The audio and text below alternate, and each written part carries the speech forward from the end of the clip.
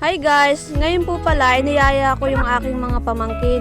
Pupunta nga po pala kami sa gubat para manguha po ng lima-lima.